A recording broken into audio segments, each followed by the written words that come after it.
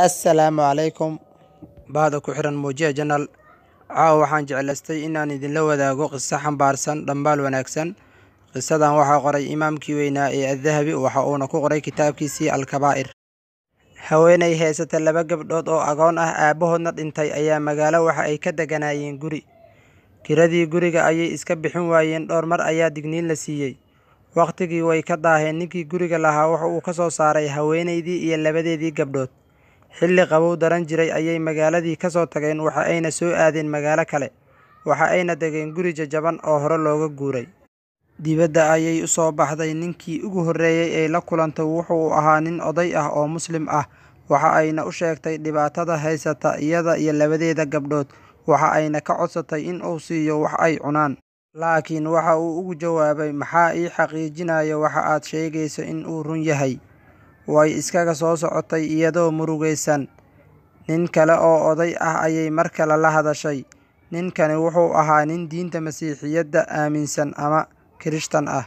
Isaga iyo xaasaskuu qabay ayaa si wanaagsan u soo dhoweeyay gabadhii Muslimadda ahayd iyo 2deedii gabdhood. Ninkii Muslimka ahaa ee gabadha sida wanaagsan aan ula dhaqmin ayaa riyooday.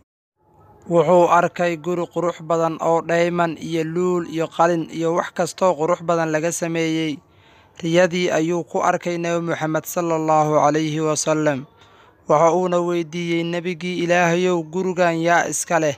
Markaasuu yidhi nebigu, nin Muslim ah oo muwaxid ah oo markaana wanaagsan. Markaasuu ninkii yidhi, waxaan ahay nin Muslim ah oo muwaxid ah oo wanaagsan. Laakiin nebigu wuxuu ku yidhi, yaa caddaynaya in aad run sheegayso? Markaas ayaa ninkii ku yidhi, anaa caddaynayo. Markaas ayuu nebigu ku yidhi, maxaad u tiri gabadhii Muslimadda ahayd hadalkaa? Hurdadii ayuu ka soo toosay isagoo naxsan. Wuxuuna soo qaatay lacag 1,000 diinaar ah.